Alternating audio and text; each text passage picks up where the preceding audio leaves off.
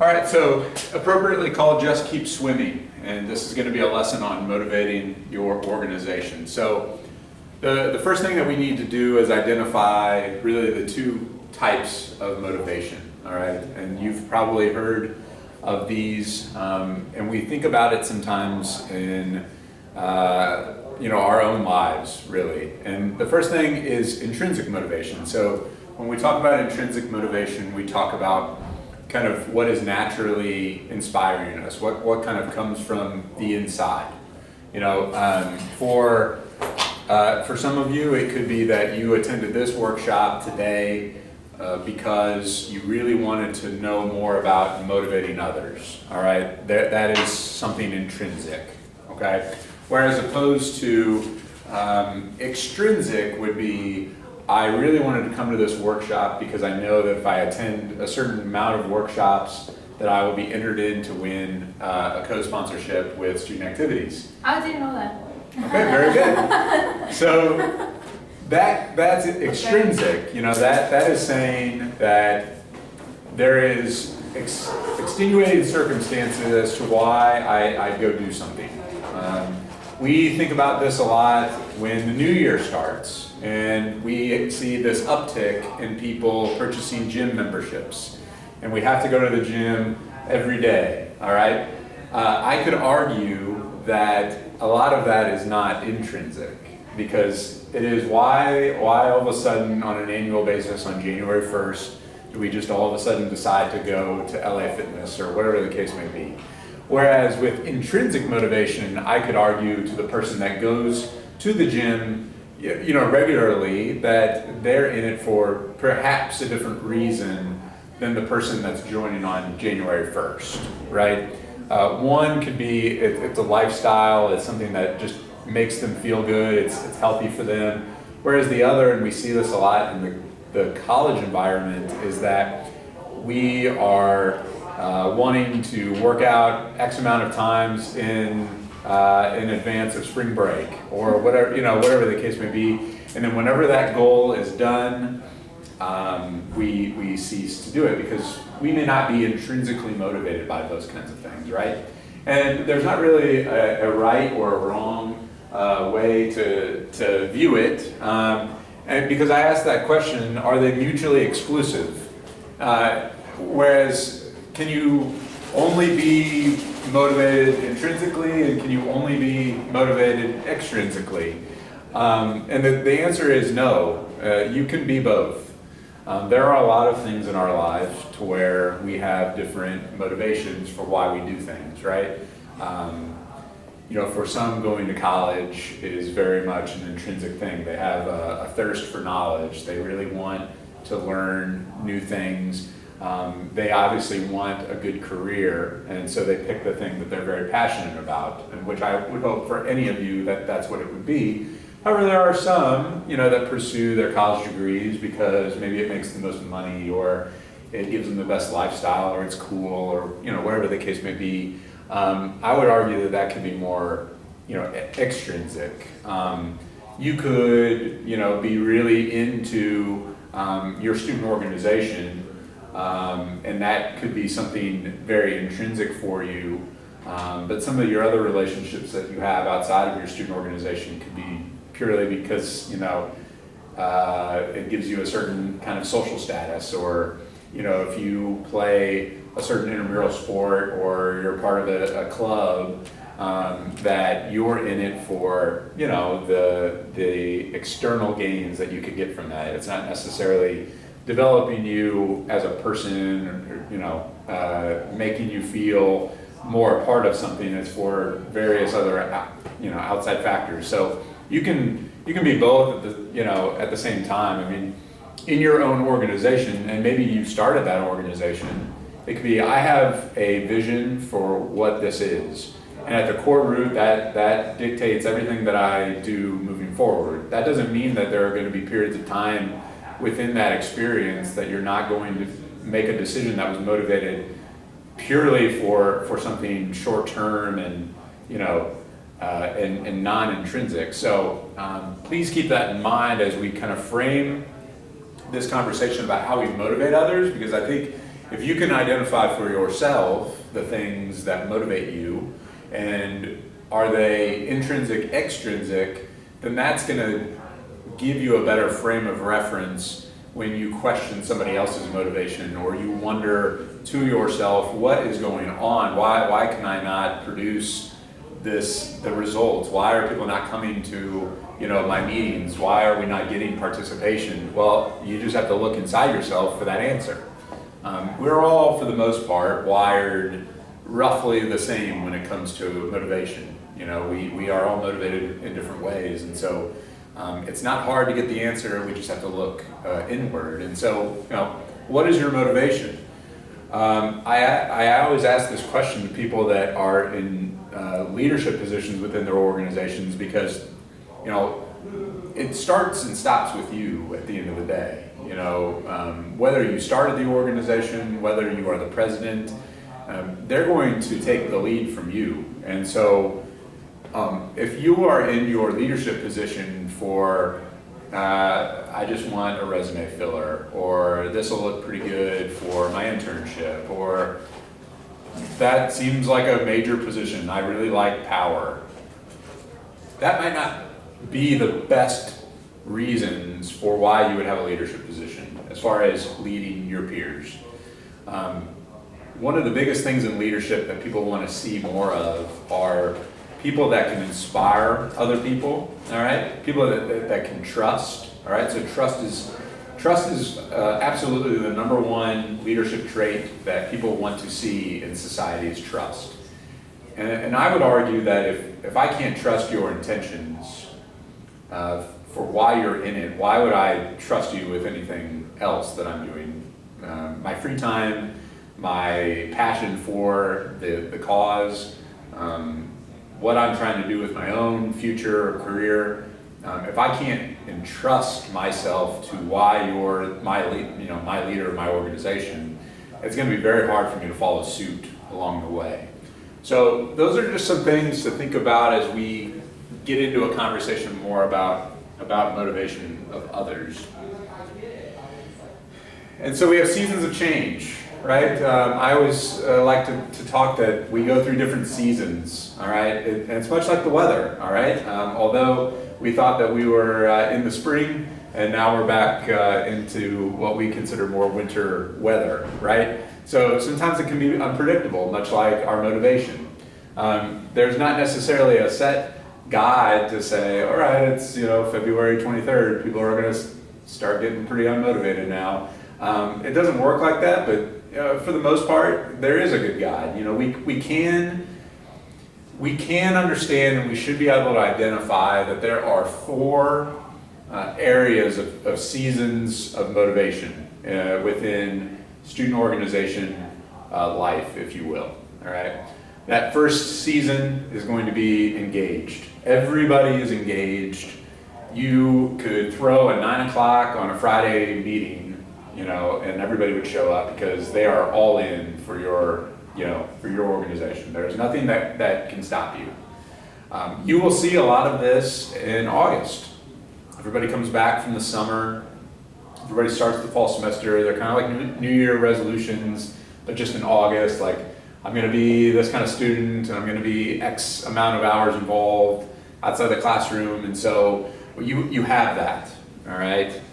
And then as the fall semester kind of rolls around, or any given semester, you're going to start to get that engaged person, but they're kind of conflicted about it, right? Like, yeah, I can show up to that meeting, sure, what do you want me to do? But they're kind of losing some of their gusto, they're losing some of their motivation to really kind of be in it. You'll see some of this sometimes with your officers, is that the input of work that you're usually used to, you can say, hey, can you do X, Y, and Z? They're going to start at this point to maybe be a little slower when it comes to getting that work back in, or it's not going to be as detailed as it used to be. And so just expect that is a normal season for anybody within a leadership position or within an organization.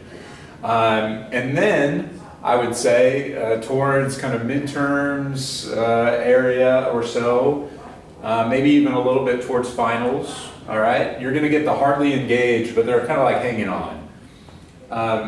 This could in fact be like the most dangerous, if you're gonna put a risk to it at all. This could be one of the more dangerous groupings to be in, because they're still like showing up to the meetings, but it's like very sporadically. Like they're not letting you know that they're gonna be late, or they may show up to a meeting every once in a while, but they're not coming to every meeting. You have a special event going on, they're gonna show up maybe at the tail end of it, all right? So they're like hardly engaged, but it's like they're engaged enough to where, they're not just not showing up. It's just that they're kind of going through the motions. If you've ever found yourself in one of those situations in life where you're kind of just, going through it every day, I just want to make it through today. This is kind of what's going on. And then you have the fourth season, which is they're not engaged at all, right? Like this could be the summer, it could be spring break, it could be winter break. Those are some of those kinds of times where you might as well not even attempt to reach out to them, because it's going to be a waste of your time. A lot of people view student organizations as being very cyclical. So it's like, I'm with my student organization for the school year, and then the times when I'm not at school, I'm somehow not a part of that organization. Like, it's not a part of my life, it's a part of my school, right? And so you're gonna have this fourth one where it's like, they're not engaged at all, and yet you wanna try to grow your organization. You wanna, continue to try to develop your organization. And that's when we have the most free time. And it is frustrating, I would imagine, when you're trying to get a lot of things done, yet you don't have anybody kind of, on your team, so to say, at that given time. So be mindful that there are different seasons, as I would say, about how involved they're going to even traditionally be. I think having an awareness of kind of what you can expect is the best thing about motivating people, is because you can have kind of a full expectation of what you might see on a day-to-day, semester by semester, month by month basis, right? So moving on to this concept that I've come up with of drivers versus passengers, okay? Has really nothing to do with cars, being in a car, being on a road trip, anything like that. This has everything to do with who is pushing and who is tethered to the ground, is what I like to say. All right, so we have to identify what a driver is. A driver is going to be that person that could potentially have started your organization, has been an officer in your organization pretty consistently. So they started out perhaps as a secretary or a treasurer, and then they moved their way up to a vice president, and now they're the president. There is something about them that they just go. The only direction they know is forward. And so drivers are very necessary within any organization, any business, really in society. Drivers are so very important, right? And then you have what I call the passenger. A passenger could be like the follower to somebody's leader, right? So if a driver you would characterize as a leader all the way, that a passenger could be viewed more as a follower. And so there's a concept of concept of followership, and how a lot of people would look at that and say that is a negative. We don't want to be followers, we want leaders, right? All we want are leaders. That is, in of itself, very short-sighted, because there is a benefit to every single one of us, no matter what leadership position we're in, to embrace the role of being a passenger or being a follower. We need to have the ability to be able to sit down and slow down and watch and observe and take a back seat sometimes. I am not going to be the most skilled at every single thing that I do within my organization, and so I need to have the ability to be able to be a passenger. And then I need to identify the areas in which somebody could elevate themselves up to be the driver. My argument for this is that if you have too many drivers, if your organization is just made of drivers, it's going to drive you right into a ditch. Organizations cannot sustain internal competition to that degree. I think any level of competition to a healthy degree is fine. You know, I'm going to push you, you're going to push me, we're going to support each other, we're going to achieve our goals. I think that that's fine, but I think if we haven't identified other people in our organization that can keep us tethered to the ground, we have no direction, because the only direction we know is just to go forward. And where is forward? You know, like, where have you ever identified where that is ultimately? Or are you just going to keep going down the road? And it's cool as long as I'm just going down the road. Somebody that's going to keep you tethered to the ground is going to say, well, did you think about this route? Or did you think about, you know, this way that we could turn? That's their importance into your organization. And so it's hard sometimes to motivate your organization, right, if you have an imbalance of drivers and passengers. It's very hard for you to get the kind of motivation you want if you solely have drivers. Because if you give them any kind of advice or motivation to get others involved, or, hey, let's be a little bit more measured in what we do, we're doing a great job, let's keep this plan. If you have all drivers, they're going to discard you and say, you just want to slow us down. Where are we going? And if you have all passengers, they're going to say, no, like, we're the indecisive, you know, group. You know, we're not really comfortable getting ahead here. You know, we're not moving forward enough sometimes. And so that's why you want to strike the balance, because I think if you had all drivers, that's bad. If you had all passengers, that's bad. It's not a good makeup for your organization. And then you, as the leader of that organization, are going to find yourself stuck. You know, you can't get enough of the drivers to, you know, to listen to you. You can't motivate enough of the passengers to get up there. You have an imbalance. And again, I asked the question, are they mutually exclusive? I had touched on this a little bit earlier, is that no, they're not. You know, if I'm a leader, all right, if I want to be in a leadership position, I have to learn when to take a back seat. I would challenge any of you that are in your president positions or officer positions to not be afraid to take that back seat, even if it means relinquishing some sliver of, you know, control that you have in your organization. Because ultimately what you're going to do is you're going to identify who else can step up to the task.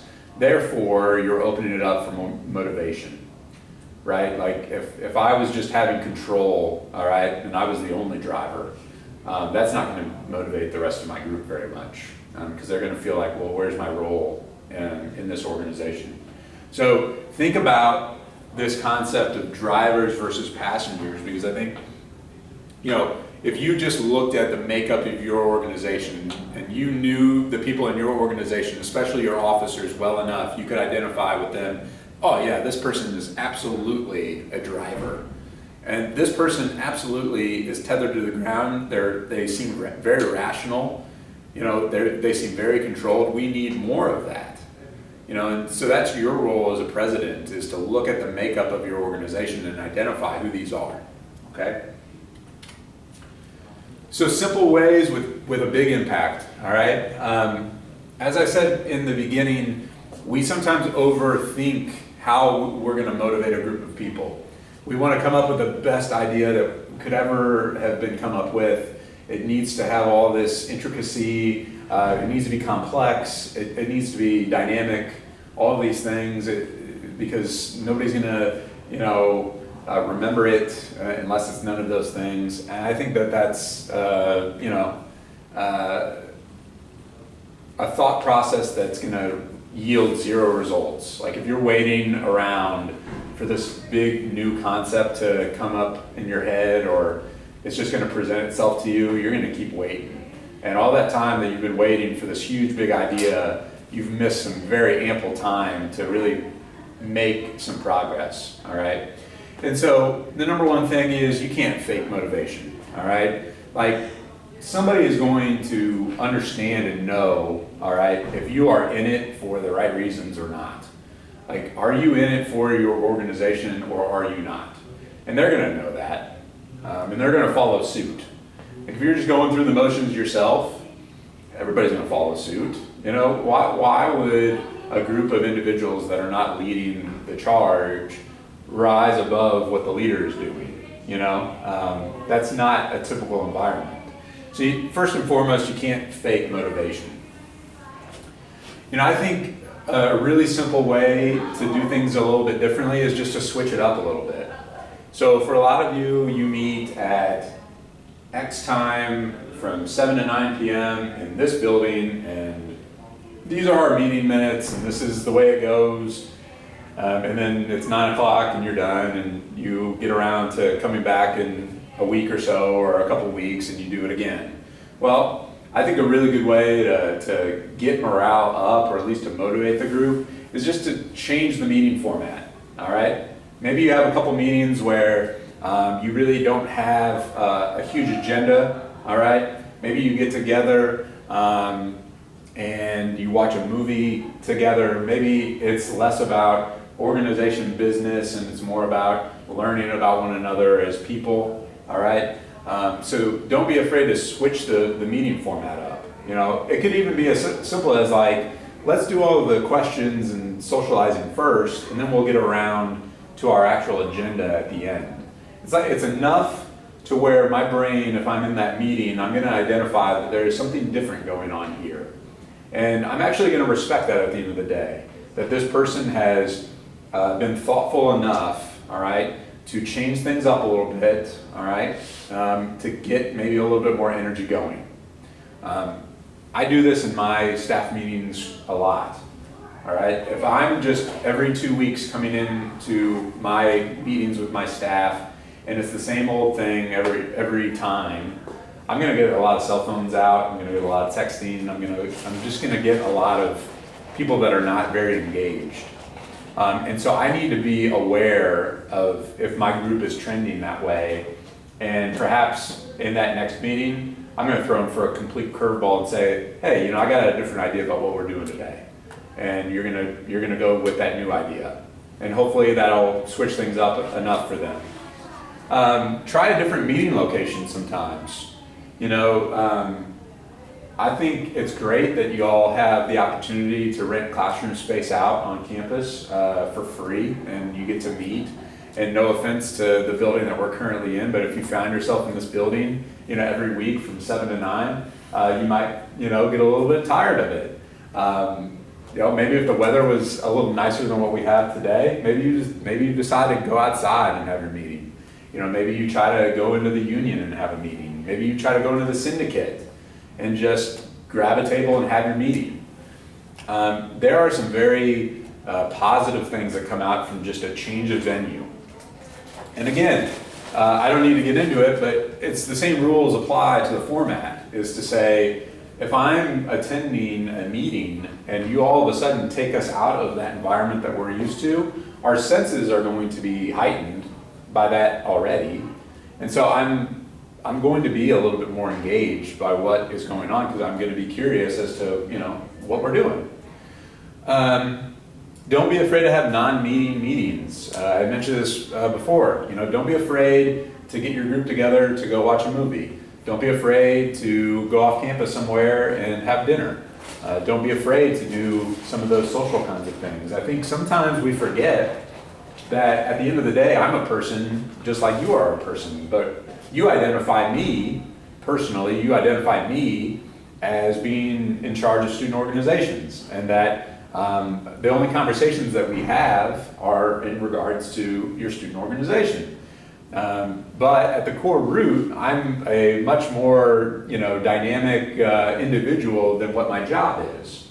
And the same can be said for anybody in your student organization, is that if all you are ever doing is getting together, all right, to talk shop and, you know, to talk about what's going on in your organization, you're not really developing as a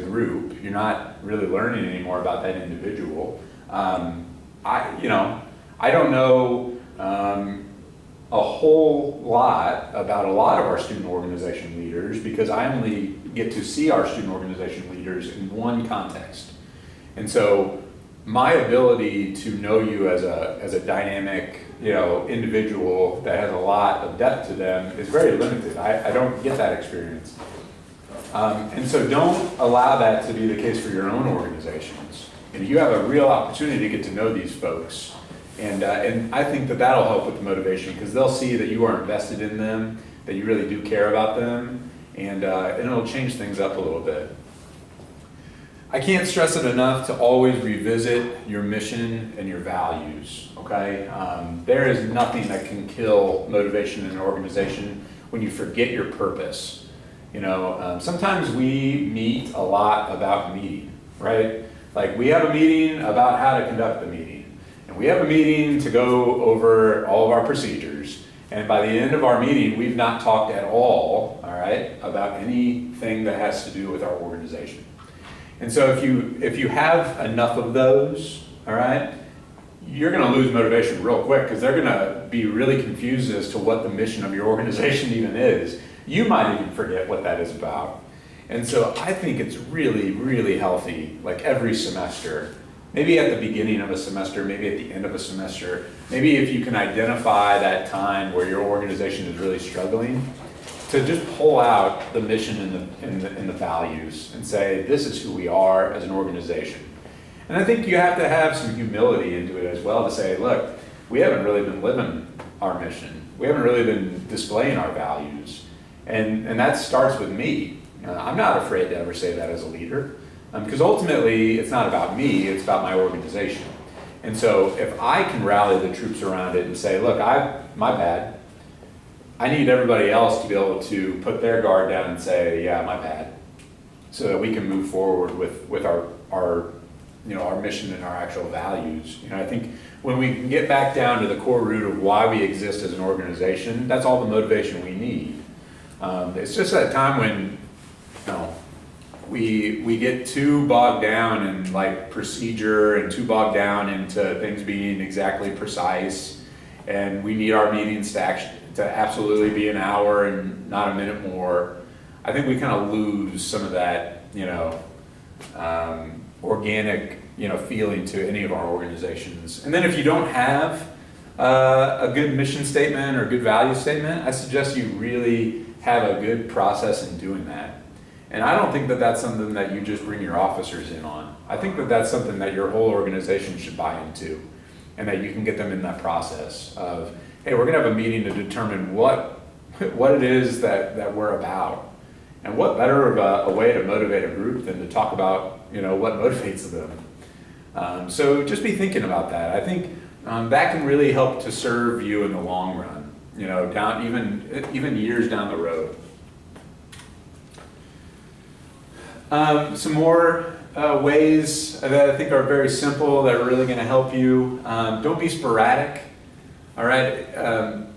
It's cool to change things up a bit every once in a while, but don't have it in your mind that every meeting is going to be different. All right. That's going to make people feel like you're disorganized and you don't have a handle on it, and that's going to turn people off. Also, if you say that there's going to be a meeting, absolutely make sure there's a meeting. Nothing's going to kill somebody's motivation for being in that organization, for them to receive an email that your meeting's been canceled, or for them to show up and you're 15 minutes late, or whatever the case may be. They're gonna lose their interest pretty quickly. Don't get over emotional about some of this stuff. Your passion, your cause, your organization could mean a lot to you. But don't put that on somebody else, all right? Everybody is a bit different on how they want to approach organizations and their free time, and you just have to try to meet them where they're at. And being a leader in any organization is very thankless and it's very selfless, and you're not going to necessarily get that instant gratification that we really have come to enjoy. And so if you're waiting around for those kinds of things, it's going to make you pretty emotional, especially when things don't go the way you'd like them to, because you will feel like you're the only one that cares about that, and that may not be the truth. It may just be that you're so very emotionally connected to what this is. And so I would ask anybody just to take a step back and to be able to look at it from 30,000 feet up, about what really is going on, and everybody else's, attitudes towards the organization. You have to be able to embrace those as a leader. You can't be so selective that you have, one of, everybody in your organization is one and the same. You can't, have that. There's no diversity in that. So think about that. Always remain steady and calm, as I said. As I said in the slide earlier about focusing in on your mission and values, you have to focus on the purpose at all times. If you get 4 people in a meeting, all right, you roll with the 4 people that showed up to that meeting, because ultimately that's the reason your organization exists, right? Is, without a purpose, you're just a group of people. So take what you can get. There are going to be different seasons, like I said, of engagement. And so be the same when you have 4 people in the room as you would be if there were 20 people in the room. Just be the same. That's all that you're asked to do. All right. And then, what do numbers mean to you? And that's that concept of,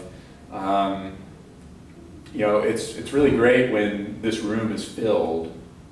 But if my only goal was to fill a room and do this presentation, then I have missed the mark. The goal of what we do is to get anybody more educated on this kind of thing, or to share with anyone that cares to listen about some of our development that we have going. Much like for your organization, I don't think in any one of your constitutions anybody says we aim to spread the word to these 50 people and that's it. It's just to spread the word out, about your cause, about what you want to do to anyone, right? Like you have to have 8 people in your organization, but that's the only number that counts. That's the only number that matters. Because I would say that if you were in a room with 4 people, all right, and you really got your message across and it impacted them, then that was worth it. So, what do numbers in the long run mean to you? Do they distract you from your overall mission? If you're a group of people, all right, if you have 8 people and you're not investing in them and all you talk about is how to get more than 8 people there, what is their motivation? Because they're going to be sitting there like, well, what's wrong with me? What's wrong with the group that we have? If I'm like always talking to my group about ways that we need to improve, that's a buzzkill. That's going to cut motivation. So, what do numbers in the end really mean to you? So this is a plan that I feel humbly works. All right. You need to map out a semester schedule. And so what that is going to look like for you is you literally need to pull open an academic calendar. And you need to see where there are academic milestones going on, okay? You need to identify the start of school. You need to identify where, most people are taking their first exams. In the fall, you need to identify when homecoming is. You need to figure out when your breaks are. In the spring, you need to figure out when that semester starts. You need to figure out when, midterms are about to start. The spring semester is vastly different than the fall. You need to identify when spring break is. You need to identify, when finals are. Anything pertinent to your academic calendar, you need to be aware of, because as I said in the very beginning, that is going to inform you as to where somebody's motivation may be. I know right now that midterms are upon us. So if I really want optimal response, maybe now is not the great time to be asking for those kinds of things, right? And so I have to temper my expectations. So please do that. And then, so you have a snapshot of what the academic year looks like. Map out some things you want to do. and you want to accomplish ahead of time. I think for you to get the best results out of motivating others is a well laid out plan of, this is really what we want to do this semester. And it's not, hey, in a couple weeks we really need to do this special event, who's on board? I mean, right now, because we're in midterm time, it's like good luck. Good luck trying to get your organization together to do a large-scale special event in 2 weeks. So have these things planned out, ride that momentum, plan accordingly, right? So use a semester schedule to the best of your abilities. You can incorporate fun and very inexpensive incentives, all right? So we're not above incentivizing, people to participate in our programs. We offer opportunities for co-sponsorships with our office throughout the year for doing very simple, easy things that we don't feel like we're asking too much of the organization to do. And for us, that's inexpensive. So what does that mean for you? Does your organization take in dues? And could some of those dues be put towards some incentive programs of you participate in X amount of events or programs, or you recruit a certain amount of members to come to the organization, we're going to incentivize you for that. Or you come to a certain amount of meetings and that incentivizes you for what? And so just be thinking about it. It could look different for every organization, but think about maybe some ways that you could introduce some kind of an incentive program to get that motivation staying where it is. Because again, you're going to have people that go through times where you don't need to incentivize them for anything. They're going to show up. But you also know that you're going to go through a season or more where you're going to need some other kind of motivating factor for them to get involved. So you just got to meet that where it is. And so I would think about an incentive program. Create specialty events. As I was saying earlier, don't be afraid to create a movie night, or we're not meeting, we're going to go to Chipotle, or we're going to go to Fuzzy's or whatever, we're going to go get frozen yogurt. That's what we're going to do tonight for our meeting. And that goes a long way, and that's very simple to do. Create ways to thank yourself. So leadership positions, thankless. Leadership positions, you got to be very selfless. Your mind has to be on the greater good, on the other people, and at the end of the day, very rarely are you going to get somebody that gives you a high five and says, you're doing an amazing job, keep it up. And so you have to find a way to thank yourself and kind of spoil yourself in that way, to say, look, I'm doing the best job that I can, all right? I'm really adding a lot to this organization. I can look back and be very proud of what I'm doing.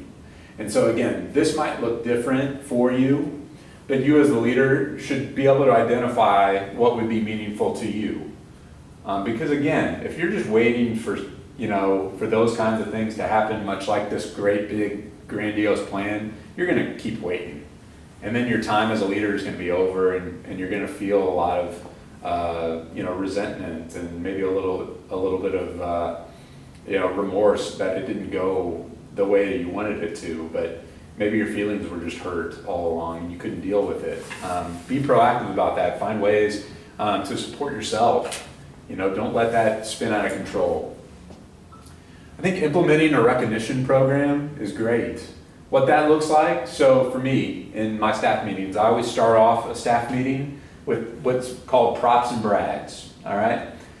The props work of, if I had 7 people in a room, they could go around and share something nice that somebody else in their organization did, all right? It could be something as simple as, hey, thank you so much for helping me out with that project the other week. That was a huge help. I want everybody to recognize what this person did. And, there's no gift in the end. There's nothing they receive aside from, just public admiration, public thanks for what that person did. And so I think starting off any meeting that you have, working on some kind of a props and a brag is good. And then the brag part of it is we had this special event last week. 80 people showed up. That's phenomenal. That's, the greatest attendance we've ever had. Like, we really need to keep this up. Like, great job. You can't be afraid to brag about yourself in your organization, all right? It has to be about the organization, though. It could be, we brought in 5 new members. That's awesome. Great job, everyone. It's stuff simple like that you could be doing and implementing that raises the motivation and the morale of the group, all right? And if you didn't have any on a given week, it's the thought that counts. You are opening it up to the floor for people to really share something with one another. And that doesn't necessarily mean that you need to, right before your meeting, scribble out a few disingenuous, props to anyone. It's like, don't do it unless you really mean it. But just the fact that it's on your agenda and it's part of your regular meetings, I think will go a long way. And then I think, implementing beginning and end of semester specific get-togethers are always a great idea, because at the beginning of a year, you need to get everybody on the same page. You need to get everybody motivated to what the plans are for the upcoming year or semester. And so I think that those are generally helpful. You can go over policies and procedures so everybody's on the same page. Everybody knows what to expect. I think that starts the tone out very well. It sets you up for hopefully a good semester. And then I think at the end of a semester, it's always great to kind of decompress before you leave. I make this joke pretty frequently, but during the summer and sometimes during winter break, everybody goes into the witness protection program and you can't find anybody. That happens pretty regularly. I think the reason why that happens is that you might find yourself on the Wednesday before finals and you just have a last meeting and you're like, okay, I'll see everybody in August. And it's kind of a lackluster end to what was hopefully a good year for you. And so don't be afraid to really plan something big for your own organization to kind of wrap up the year. That could be a really nice dinner somewhere, maybe nicer than what you would regularly do, or you could reserve space in the union for something and just do something a little bit nicer, or even if it was just this, your regular classroom meeting, but everybody kind of brought in a special contribution to that, and everybody could kind of understand that was the closing moment of a semester. I think that's going to sustain you through those down periods of time where nobody necessarily is engaged. It's going to at least try to build some momentum for those downtimes. So those are some definite ways that I think you can really sustain that motivation throughout the school year. And with that being said, at the end of the day, you are all tasked with doing something for someone else. And the whole thing with motivation is that you have to always, as a leader, be able to identify what's going to be best for the group. And so part of it is looking in towards ourselves to make sure that we're where we need to be in a space to motivate other people. And then it's just to follow that through. Really look inside yourself, make sure that you yourself have that intrinsic motivation so that you can share that with the rest of the group, and you'll be just fine. So that's the end of my presentation.